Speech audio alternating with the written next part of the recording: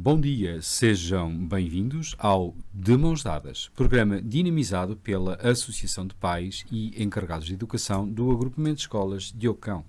Hoje, neste quarto programa da terceira temporada, vamos estar à conversa com Adriano Sousa, vereador do município de Vila Real, com o pelouro da acessibilidade, mobilidade e transportes.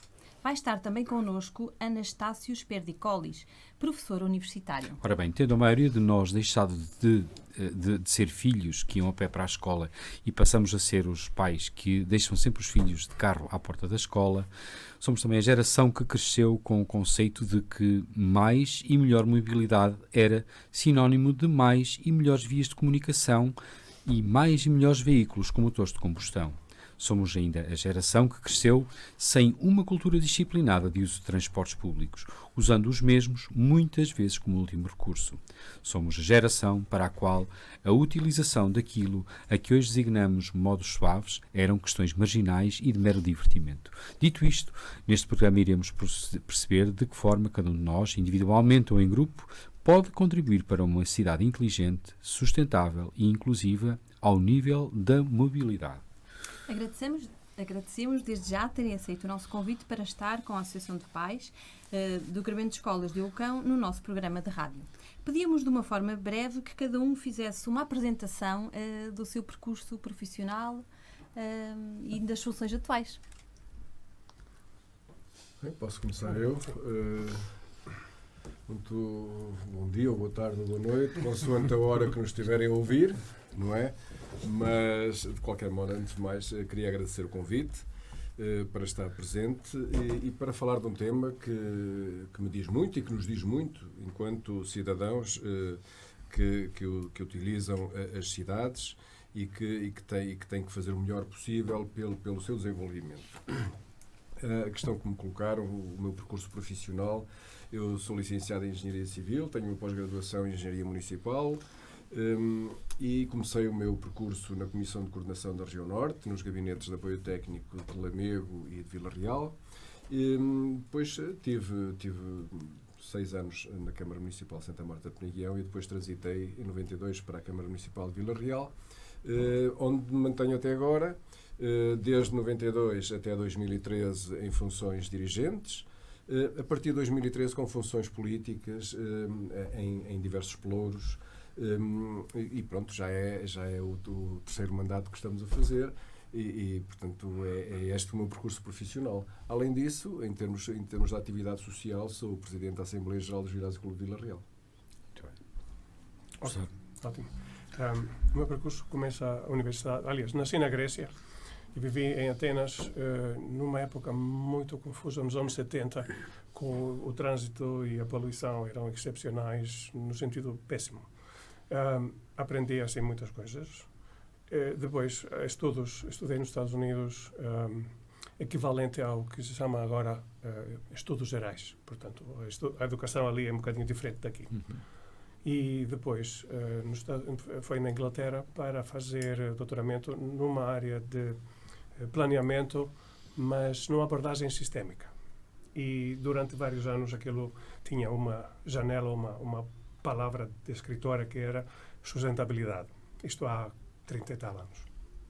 Pronto. E depois cheguei a Portugal há 25 anos e pronto, comecei na universidade e ainda estou na universidade. Estou nas engenharias e na área de planeamento, mas não é planeamento físico, é mais estratégico, ou seja, um bocadinho mais abstrato. E pronto, aquela ideia dos sistemas permanece. Acho que o meu fio condutor é este. Okay. Muito bem. Ora bem, ouvimos falar que a mobilidade sustentada é um chavão de que muito se ouve falar nos dias de hoje. Ora bem, Sr. Vereador, podia explicar aos nossos ouvintes em que é que consiste esta questão da mobilidade sustentada? Ora bem, a ver se consigo rapidamente dar mais ou menos uma visão daquilo que estamos a falar.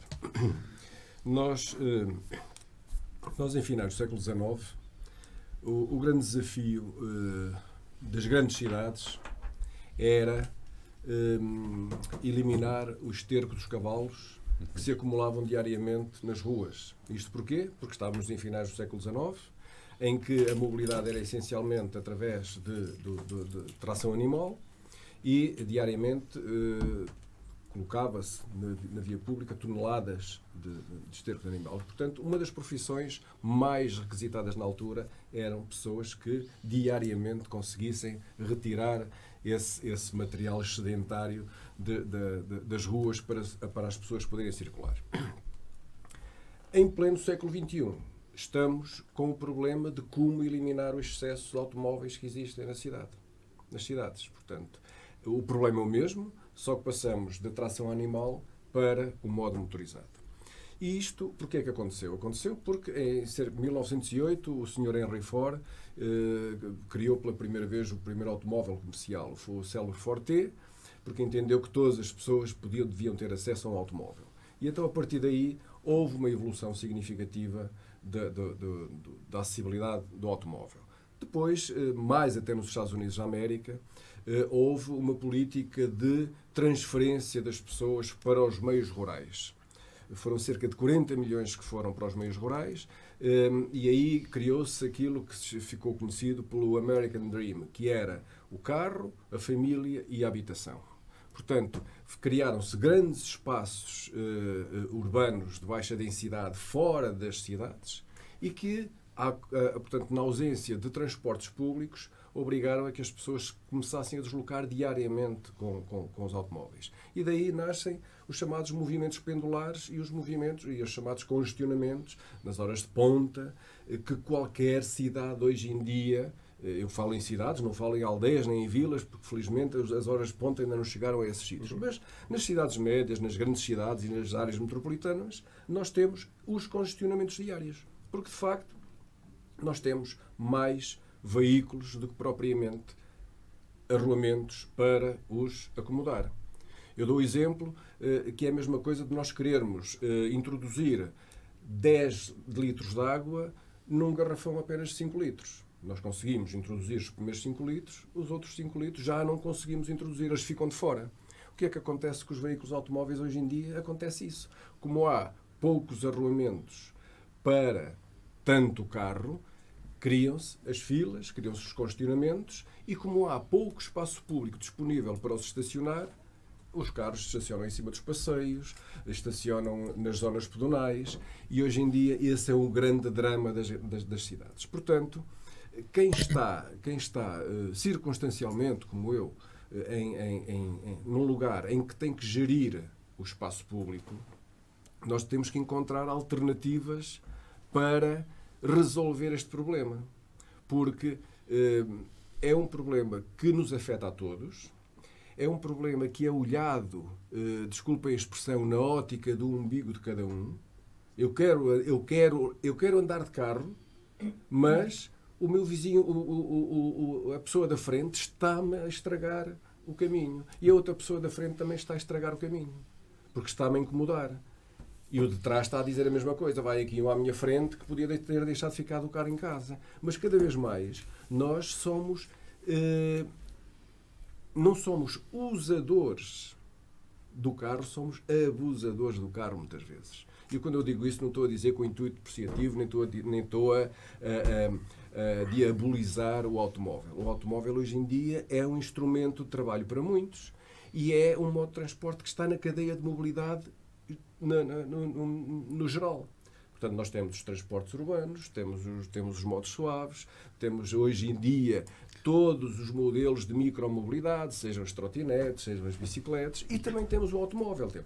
Temos o comboio, temos o avião. Quais são os modos suaves? Desculpa. Os modos suaves é andar a pé e andar de bicicleta, que são também conhecido como os modos ativos. Hoje em dia, por exemplo, o Governo legislou recentemente a Estratégia Nacional da Mobilidade Ativa e a Estratégia Nacional da Mobilidade Ciclável. Para quê? Para que, de facto, daqui por alguns anos, nós possamos ter uma transferência modal que seja mais ajustada aos modos suaves. Porque os modos suaves não só descarbonizam a cidade, como também são instrumentos potenciadores de uma melhor saúde das próprias pessoas. Hoje em dia, nós somos cada vez mais sedentários. E isso vai obrigar a que as pessoas comecem a andar mais a pé, comecem a utilizar mais as bicicletas e utilizem o transporte, o automóvel, quando têm que o utilizar. Até porque, se nós virmos bem, o automóvel é um modo de transporte mais pior utilizado.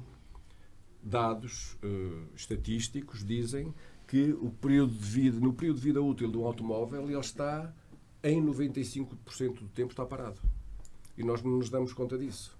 Nós pegamos no carro de manhã, fazemos um trajeto, por exemplo, de 10 minutos, aqui em Vila Real, pronto, 10 minutos, 15 minutos, paramos o carro toda a manhã, se calhar à hora do almoço comemos qualquer coisa por ali, por aquela zona, e só pegamos no carro ao final da tarde. Portanto, o carro está parado desde as 9 da manhã até às 6 da tarde, e depois levamos o carro para casa, mais 10 minutos, ou um quarto de hora, ou 20 minutos, e o carro fica a dormir também na garagem todo o dia. Portanto, só utilizamos o carro numa percentagem muito pequena da nossa vida diária. A mobilidade sustentada podemos encarar assim como sendo uma forma de equilibrar as deslocações que nós fazemos utilizando alternativas ao automóvel? Exatamente. Até porque, repara, o excesso de utilização do automóvel potencia, digamos, o aumento de gases de efeito de estufa. Está provado que o setor dos transportes é um daqueles que mais contribui para a emissão de gases com efeito de estufa. E a taxa de motorização evoluiu de uma forma muito, muito, muito significativa. Reparem, dados da Pordata dizem-nos que em 1990 a taxa de motorização em Portugal era de cerca de 185 veículos por 1000 habitantes. Em 2020 é de 680 veículos por 1000 habitantes. Portanto, e as cidades não conseguem acomodar essa quantidade de veículos. Nós hoje temos que utilizar políticas dissuasoras da utilização do automóvel. Não estamos de maneira nenhuma a dizer às pessoas que não podem utilizar o automóvel. Estamos a dizer que o automóvel é um instrumento, é um elemento da cadeia de mobilidade que as pessoas podem utilizar em função das suas conveniências, mas também sabem que tem um custo, se calhar, acrescido pela sua utilização, nomeadamente pelo estacionamento na via pública, que é outro problema que tarda em ser compreendido pelas pessoas. Quando dizem que as câmaras municipais estão a tarifar os lugares de estacionamento porque estão a arrecadar mais dinheiro, não é verdade.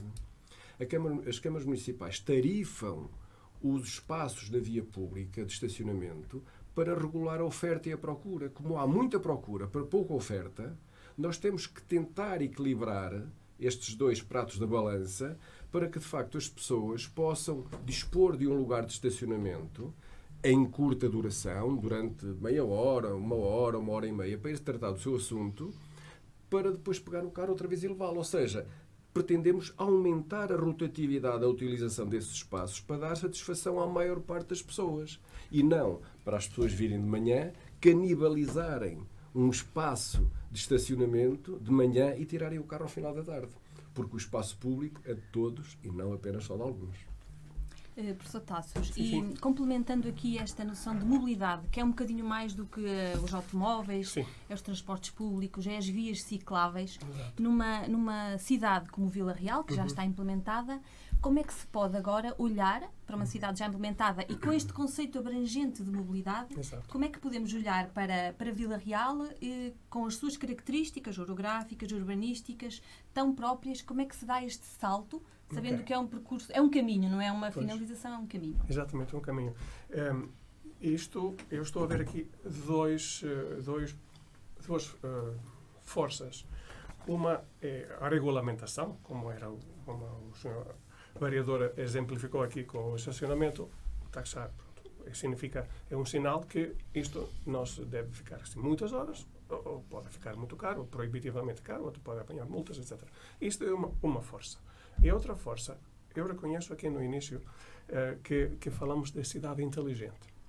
Ou seja, a cidade inteligente, de maneira que estamos a interpretar nesta época tecnológica, inteligente significa estar cheia de sensores e está a ativar certos aparelhos e depois dá instruções por aqui e por ali. Mas, talvez, no inteligente, podíamos pensar na cidade inteligente como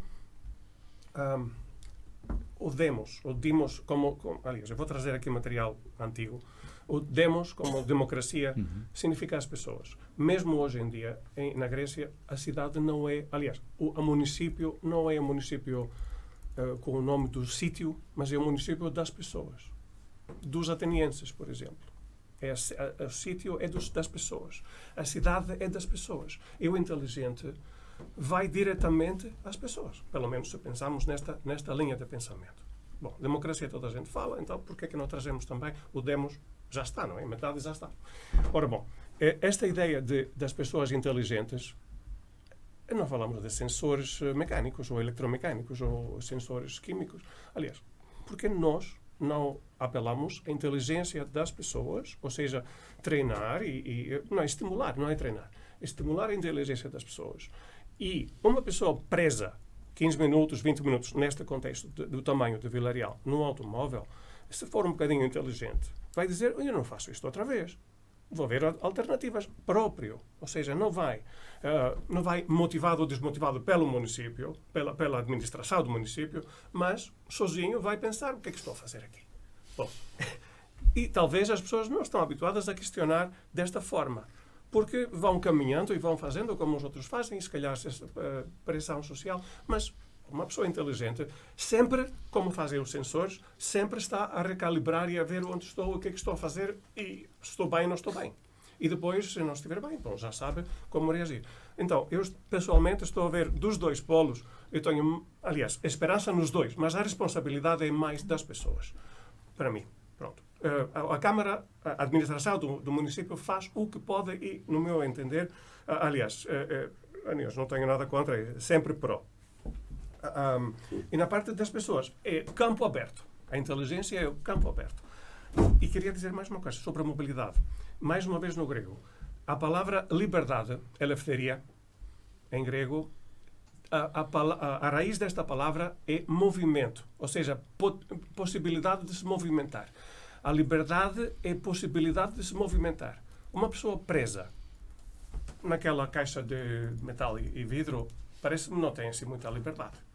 Mas, pelo menos física, liberdade, ok? Então estamos a falar de mais uma motivação para uma certa recalibração pessoal de cada um.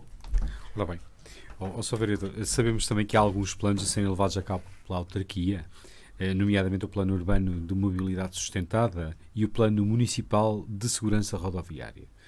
O que é suposto estes planos trazerem assim de novo para a cidade? Vamos lá ver. Estes planos surgem integrados numa estratégia muito mais ampla que nós temos vindo a implementar desde 2013. Porque estas questões, estas temáticas têm que ser vistas numa perspectiva integrada entre várias disciplinas, nomeadamente o planeamento urbano, a mobilidade, os transportes. Nós fizemos aprovar, o primeiro documento estratégico para a cidade que fizemos aprovar foi o plano de urbanização. Vila Real não tinha um plano de urbanização eficaz, de maneira que nós, aquilo que ousamos fazer aprovar pela primeira vez foi o plano de urbanização da cidade de Vila Real. E esse plano de urbanização da cidade de Vila Real também contemplava uma estratégia. A estratégia é essa que agora vem sendo complementada com os chamados planos setoriais. E desses dois planos setoriais está perfeitamente o Plano de Mobilidade Sustentável da cidade de Vila Real e o Plano Municipal de Segurança Rodoviária. O que é que pretendemos com esses dois planos? Com o primeiro, pretendemos que, para além, digamos, do trabalho que vimos fazendo, pretendemos que ele nos dê informações e que ele nos dê orientações de como é que a mobilidade poderá ser no futuro em Vila Real. Porque nós temos que ter a noção de que somos uma cidade média à escala nacional. Somos uma cidade que tem uma taxa de motorização excessiva para a rede viária que existe na cidade e nós temos que encontrar soluções para, de facto, criar outras formas de mobilidade que não sejam sempre assentes no transporte individual. Não é? E é isso que nós queremos fazer. Agora, é óbvio que isto demora tempo. Isto não se faz nem em 2 anos, nem em 4 anos, nem em 8, nem em 12. Isto é um trabalho que eu costumo dizer quase de sacerdócio, em que nós temos que ir pregar as nossas homilias aos nossos paroquianos para os sensibilizar, de facto, a mudar de mentalidades, a mudar de hábitos e a mudar de comportamentos. E quando, por exemplo, nós temos, e já vou lá à questão do Plano Municipal de Segurança Rodoviária, e, por exemplo, quando nós, muitas vezes, tentamos sensibilizar a comunidade escolar para a necessidade de mudarmos o paradigma das deslocações dos nossos meninos até à escola, nós não estamos a pedir nada que outras cidades já não estejam a fazer. Eu dou exemplo, por exemplo, Londres já tem um perímetro de segurança em redor das escolas, um perímetro de segurança de 100 metros, em que não entra nenhum carro. Os pais estacionam ou param no perímetro exterior e levam os meninos a pé até à escola. Porquê é que Londres, em algumas cidades, estão a fazer isso? Porque chegaram à conclusão que o ar que se respira junto das escolas é um ar extremamente viciado pela existência de um número excessivo de automóveis que vão levar os meninos à escola. Um estudo feito há uns anos atrás pela Faculdade de Motricidade Humana da Universidade de Lisboa provou que a forma como as pessoas hoje se deslocam para a escola é totalmente inversa à forma como os pais dos atuais meninos se deslocavam no seu tempo para a escola. Deslocavam-se praticamente todos a pé, poucos de carro, e hoje inverteu-se essa hipótese. É óbvio que pode-se perguntar assim, isso tem algumas razões para existir? Tem algumas razões. Há uma logo que é a questão da preocupação dos pais com a segurança dos seus filhos.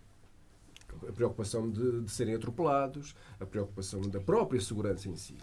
Mas, lá está. Mas depois isto não bate certo com o resto. Ora, se nós queremos que as nossas crianças vão em segurança para a escola e que não sofram riscos de ser atropelados, nós temos que retirar o trânsito da cidade.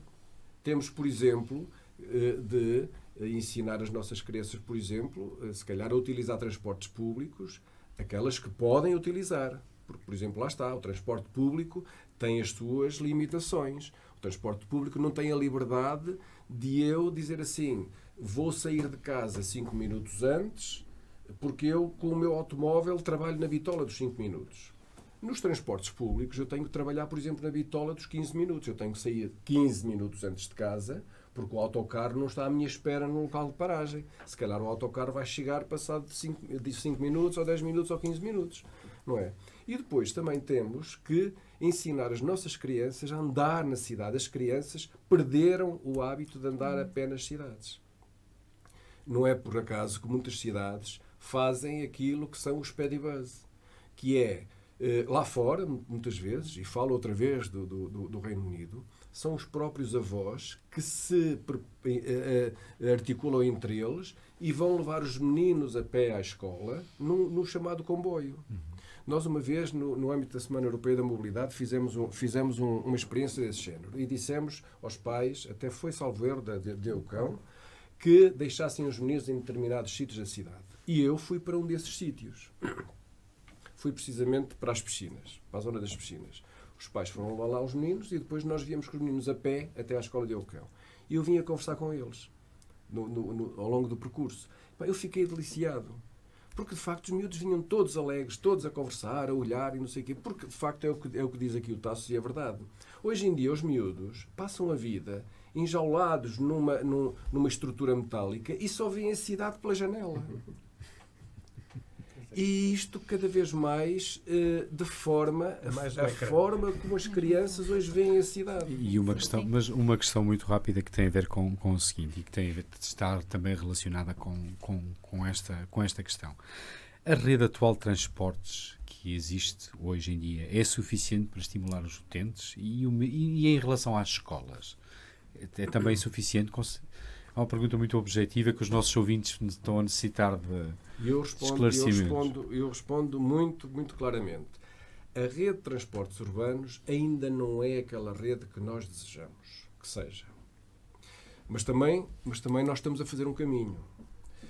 Nós vínhamos de uma concessão que foi iniciada em 2004, concessão essa que abrangia apenas o perímetro urbano da cidade, que tinha frequências de 30 minutos, 20, 25 e 30 minutos, e nós migramos para uma nova concessão que está agora em vigor, em que, por exemplo, temos algumas linhas que, se bem que ainda não estejam a funcionar com essa frequência, mas vão, em breve trecho, funcionar com frequências de 15 minutos, e fizemos uma coisa, por força de nos constituirmos como autoridade de transporte, foi que os transportes abrangem o concelho na sua totalidade. Portanto, nós temos os transportes urbanos, os interurbanos e os flexíveis a funcionar todos na mesma concessão. Perguntar-se-á assim, é o transporte que nós queremos que seja no futuro? Ainda não é. Ainda não é. Porque um transporte, nós para oferecermos alternativas ao transporte individual, temos que ter frequências mais ajustadas aos desejos das pessoas. Agora, nós temos que ter a noção também que isto custa dinheiro. Quanto mais reduzidas forem as frequências, por exemplo, eu gostaria muito de ter frequências de 10 minutos. Só que o que é que ia acontecer? Ia acontecer que, fora dos períodos de ponta, os autocarros iam andar vazios. Ora bem, quem é que paga esses lugares que andam todos vazios durante a manhã toda e durante a tarde toda? É o município. Portanto, quanto mais oferta houver e menos utilização houver, mais o encargo do município é substancial. Portanto, nós temos que tentar aqui arranjar o equilíbrio. Agora, nós estamos a fazer um caminho no sentido de melhorarmos cada vez mais a oferta dos transportes públicos, isso é verdade, não haja dúvida nenhuma. E também estamos a tentar encontrar outras soluções. Nomeadamente, por exemplo, nós ainda agora fizemos um projeto piloto aqui, que foi o chamado Kiss and Go, não é? Que as pessoas questionaram para que é que serviria aquilo. Aquilo serve precisamente para que haja menos congestionamentos junto às escolas, não é? É óbvio que pergunta-se assim, mas aquilo funciona? Funciona se os pais quiserem que isso funcione, não é? Agora, se de facto os pais tiverem a preocupação, que é legítima, não estou a dizer que não seja legítima, de levar o filho mesmo à entrada do portão da escola, isso depois o que é que vemos? Vemos grandes congestionamentos às entradas, nas entradas das escolas. Por exemplo, nós se passarmos ali na rotunda da Galp, basta passarmos lá num determinado período para aquilo estar tudo engarrafado. Mas passado que é 10 minutos, já não há praticamente nada. Não é? Por causa do acesso à escola de Eucão. Não é? Mas pronto, mas isso vai depender muito, digamos, da dinâmica que se fizer. Quer dizer, nós se pudermos, e quem puder, levar, por exemplo, os filhos a pé à escola. Porque os miúdos gostam de andar a pé. Eles preferem, se for preciso andar a pé, ir a conversar com o pai ou com a mãe para a escola, do que ir ali metidos atrás na cadeirinha, com o cinto apertado e tal, e se calhar ainda vão meio sonados, e se forem a pé, que chegam à escola despertos, como que se calhar é muito melhor. Relativamente à questão do Plano Municipal de Segurança Rodoviária, só para acabar, nós também estamos a fazer esse plano, precisamente para quê? Para identificarmos os pontos negros que existem aqui na cidade de Vila Real, para tentarmos reduzir ao máximo o número de acidentes rodoviários e de atropelamentos, que é uma coisa que nos preocupa. Não é que tenhamos grandes incidências de sinistralidade rodoviária, não é? Não somos das cidades que têm mais, mas temos algumas situações de atropelamentos e, como eu costumo dizer, basta-me a mim que haja um atropelamento para eu estar preocupado.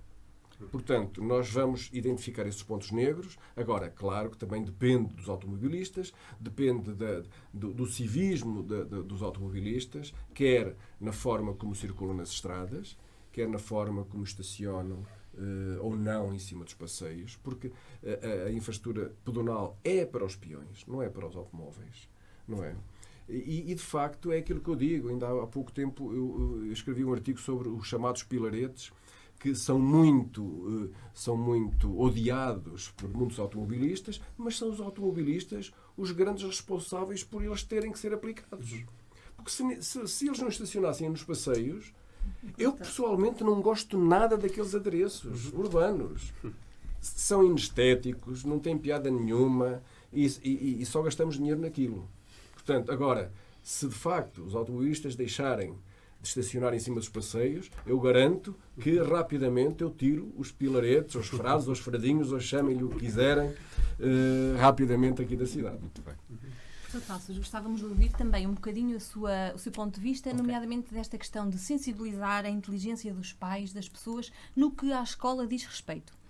Complementando isso, gostávamos de saber também do seu exemplo. Sabemos que o Ecocampus da UTAD tem já uma série de melhorias e de intervenções, uma vez que é um polo que recebe cerca de 8.000 alunos. Como é que podemos usar essa gestão, essa prática que já tem na UTAD e poder linkar com aquilo que também as escolas precisam? Ok, boa ideia, porque o campus já é um núcleo de experimentação. E pessoalmente sou ciclista no campus e um bocadinho na cidade. Um bocadinho, porque a minha casa é perto, mas, aliás, posso reportar um bocadinho o que é que está a acontecer no campus. As ciclovias, o tapete vermelho, que é uma especialidade, pronto. As ciclovias estão completas e é possível andar desde a entrada até a saída em cima e depois todos os edifícios.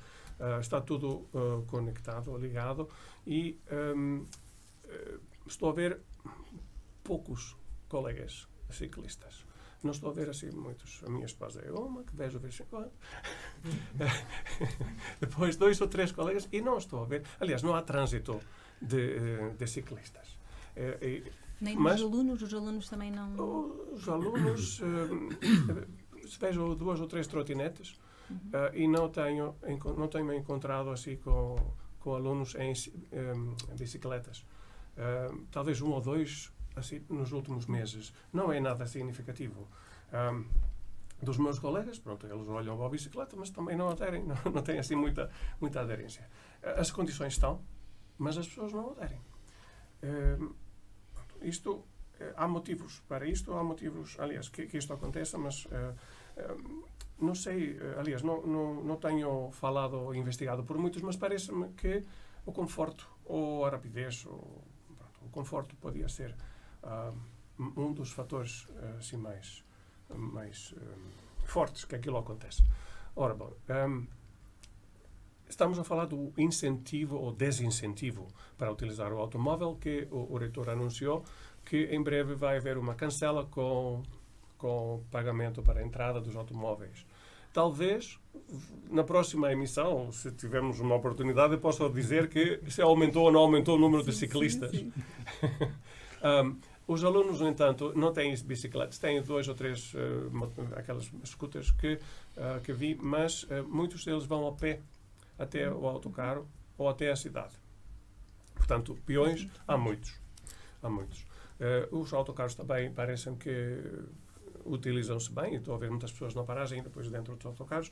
O campus, então, tem condições para ciclistas, mas não tem ciclistas, tem condições para peões, e tem peões, e o transporte público funciona na íntegra. Os alunos também trazem automóveis próprios, mas não me parece que haja, assim, muitas vezes o congestionamento por automóveis. De vez em quando aparece, tipo, overflow de carros. Ok, isto é para o núcleo. Na cidade, uma pessoa ou um grupo de pessoas, por exemplo, alunos, o próprio presidente da escola onde estou integrado disse-me que quando era aluno, ele era mais jovem que eu, mas quando era aluno andava à escola de bicicleta. Eu acho que era de Vila Real. Portanto, se ele andava antes, também podemos andar agora, não é? A cidade é o que é, não é? Tem uma certa orografia muito acidentada, dizem, mas não é bem verdade. Não é nada significativo. Nada que a bicicleta elétrica não... Exatamente. Aquela ajudinha ultrapassa tudo e a gente chega sequinho e seco, não tem nada de transpiração, etc. Pronto. E nem cansado, até na minha idade. Ora bom, era possível, e até se calhar é possível, andar de bicicleta nas escolas, para as escolas, os alunos, ou a pé. Pronto. A pé talvez é mais fácil porque há passeios. De bicicleta na cidade não é fácil, aliás, é perigoso. É perigoso porque os automóveis, aliás, muitos automóveis, na minha experiência, automobilistas são respeitosos, mas tive 3 incidências que escapei por pouco, pessoalmente. E sou grande e experiente nesta matéria. Agora, os miúdos que não têm experiência, acho que não tinham escapado e também não queremos ter este tipo de acidentes. Neste sentido, os peões estão servidos. Alunos ir a pé à escola, acho que funciona e vai funcionar porque há condições e infraestruturas para isto. Se for para outro modo de mobilidade pessoal, que é mais rápido, a bicicleta ou trotinete não digo assim tanto, mas a bicicleta pelo menos, a trotinete parece que para o tamanho que tem, a velocidade que atinge, aquelas elétricas, é mais perigoso do que, aliás, é capaz de ter vários acidentes, atropelamentos, quedas, etc. A bicicleta é mais segura porque pronto, a inércia é maior, então tem menos possibilidades deste tipo de acidentes. Mas não temos infraestrutura. E isto, eu sei que, aliás, estou a ver, não tenho que perguntar, estou a ver que há sempre mais e mais. Mas a questão é o tempo. E aqui vou fazer uma citação de um senhor que se fala muito hoje em dia, o Elon Musk, que ele diz: se colocas um objetivo de arrumar a tua casa em 3 dias, então arrumas a tua casa em 3 dias. Se colocas um objetivo de arrumar a tua casa num dia, então arrumas a tua casa num dia. Muitas vezes é a questão que estamos a colocar objetivos um bocadinho mais graciosos. E então deixa estar, ainda temos tempo. Se colocássemos até mais curto, pronto, isto fazíamos da mesma. O que ele está a dizer é que a natureza humana é assim, pronto. E eu não estou a dizer que os meios, ou os dinheiros, ou as carrinhas que vão fazer o asfalto vermelho, que tenham esta... Pronto, não é tanto tão flexível. Mas a questão da natureza humana é que se nós deixamos, bom, se dissessemos nós que isto é para amanhã, prioridade máxima, bom, amanhã já estaria. E não estou a puxar a brasa à minha sardinha da bicicleta, mas estamos a falar dos miúdos e os miúdos podiam andar perfeitamente em liberdade, aliás, mais rápido do que a pé. A bicicleta é ótimo, em termos de rapidez e de pouco espaço que ocupa e de manutenção, é espetacular. É aliás, pouco mais do que a roda sozinha. Pronto.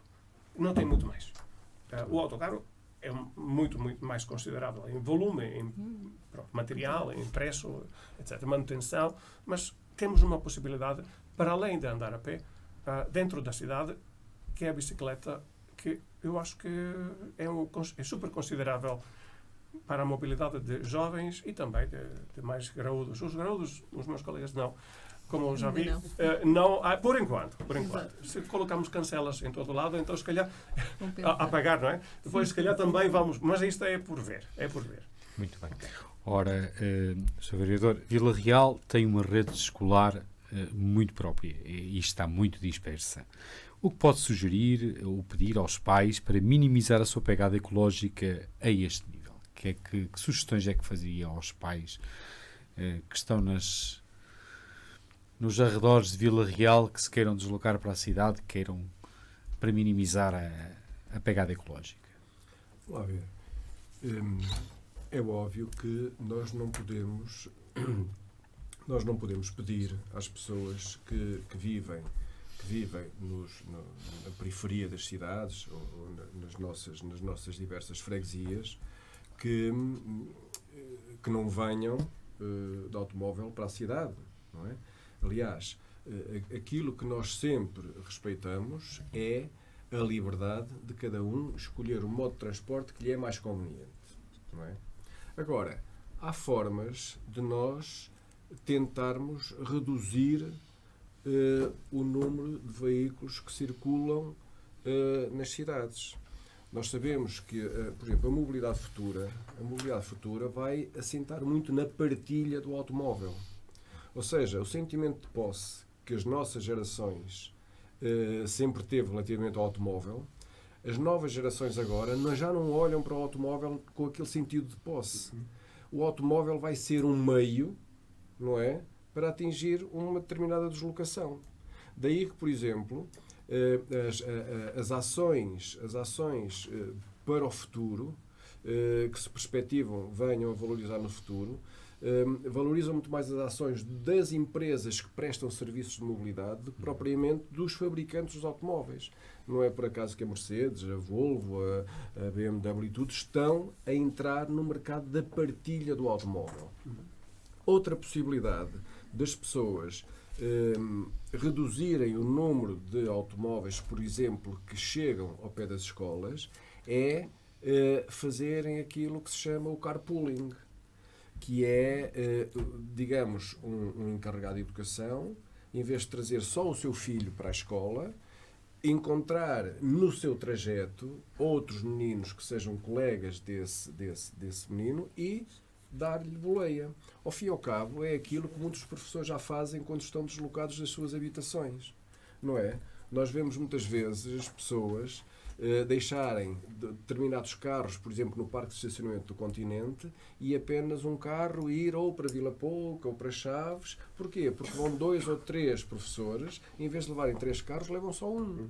Portanto, o chamado carpooling, a partilha do automóvel, a possibilidade de deixarem os filhos um bocadinho afastados das escolas por forma a não entupirem demasiado as zonas escolares e não criarem problemas de insegurança rodoviária para as crianças, não criarem problemas com excesso de poluição naquelas imediações em determinadas horas do dia. Isso está tudo ao alcance de cada um. Agora, é óbvio que isso obriga a que as pessoas pensem um bocadinho fora da caixa, porque nós estamos habituados a pensar estas questões da mobilidade como pensávamos no século XX. Eu dou muitas vezes o exemplo, e só rapidamente, quando nós, por exemplo, fazemos uma política de tarifação do estacionamento, as pessoas, que del rei, vem tudo para as redes sociais, não sei o quê, a Câmara Municipal, não temos sítio onde estacionar e não sei o que mais. Eu tenho aqui um artigo que saiu no JN há pouco tempo, de uma cidade média aqui do Norte, que diz assim: parcómetros fora de serviço geram caos no trânsito e revolta. E são os comerciantes todos a pedir à Câmara Municipal que ponham os parcómetros a funcionar. E porquê? O artigo é explícito. As lojas deixaram de ter clientes porque as pessoas estacionavam de manhã e só tiravam o carro à noite. E os clientes queriam ir às lojas comerciais e não têm sítio onde estacionar. Portanto, só experimentando o oposto é que nós vemos que, de facto, muitas vezes estas políticas que estão a ser seguidas agora são aquelas que são as mais corretas. Muito bem. Queríamos saber a sua opinião, professor Tassos, se a gestão da mobilidade em Vila Real está a ser eficiente e eficaz e perceber também o que é que falta fazer, nomeadamente nas alterações dos hábitos, das mentalidades, para gerar alteração de comportamento. O que é que falta fazer? Talvez experimentar. Ou seja, as pessoas, a tal libertação daquilo que são os hábitos. Ou seja, pensar de zero, pensar de novo, pensar de página branca e andar experimentando o que é que significa conforto, economia, rapidez, segurança. Ora, bom, talvez folha branca, eu diria. Redesenhar. E as pessoas sabem o que é que querem. Agora, quando todos querem a mesma coisa, claro que vai haver luta para aquilo. E estamos a ver isto no estacionamento, no trânsito, etc. Mas as pessoas, como estávamos a dizer antes, adaptam-se. Ou seja, se aquilo está super lotado, vou fazer a alternativa 2 ou a alternativa 3. E as pessoas têm alternativas e já vimos bastantes, não é? Ora, bom, eu acho que a ideia que é o mais difícil, as pessoas descolar daquilo que sabemos e fazemos, e a tradição e essas coisas todas, e fazer, redesenhar a nossa vida, individual e coletiva. Mas isto é super difícil. É um bom exercício, super difícil, mas funciona. E demora o seu tempo. Demora o seu tempo. E se nós estivermos um bocadinho assim, mais ativos, demora menos tempo, talvez. Mais ativos significa, não, deixa para amanhã. Pronto, isto é natural fazer. É natural, mas não é hábito. E ainda pior, o hábito diz que continuamos no hábito, ou seja, é um vício, pronto, o vício. Mas acho que as pessoas, especialmente os jovens, vão fazer diferente, aliás, já estão a fazer diferente os novos, os de 20 e tal anos, os meus alunos, por exemplo, já estão a pensar diferente e fazer diferente. Pronto, se calhar podemos ver a diferença por eles. Agora, os pequenitos que estão na escola, Diogo Cão, etc., eles não sei, não conheço, eu estou distante daquela idade, mas talvez estes vão por sugestão dos pais, talvez. E os pais estão naquela, ok, é de carro, tem que ser. Eu só aproveitando aqui uma coisa que o Tassos disse, de pensarmos numa folha em branco, estas coisas da mobilidade, e para nós que estamos formatados já há muitos anos, eu tenho sempre uma frase que às vezes nas minhas apresentações e quando falo nestas coisas, começo sempre com ela, que é: a mente é como o paraquedas, aberta funciona melhor. Ora bem, a entrevista está-se a aproximar rapidamente do fim. Quero solicitar aos senhores para deixarem uma mensagem, em particular aos pais encarregados de educação, no sentido de despertarem e sensibilizarem para serem participantes ativos na mudança do paradigma da mobilidade. Se nos importam, rapidamente uma mensagem para os nossos ouvintes.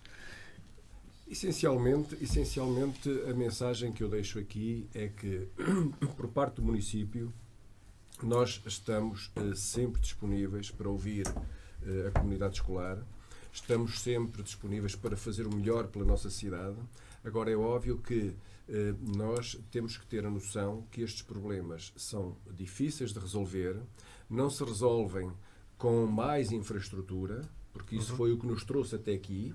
Resolve-se alterando a forma de nós nos comportarmos diariamente, e isso leva-nos também a fazer ações de formação, muito com as crianças, porque as crianças são os principais responsáveis, muitas vezes, pela mudança de comportamento dos pais, não é? Foi assim com a questão do tabaco, foi assim com a questão do cinto de segurança, foi assim, primeiro não se utilizava cinto de segurança e foram os miúdos, os pais muitas vezes andavam com os meninos sem cinto de segurança nos carros, não é? Portanto, a recolha seletiva dos lixos também. Foram muitos meninos, muitas crianças que chegaram a casa e disseram aos pais: temos que reciclar o lixo. Portanto, nestas questões da mobilidade, nós temos que apostar forte nas novas gerações, porque são essas gerações que daqui por 10 anos, 20 anos, vão estar na idade ativa, e são essas que de certeza vão ter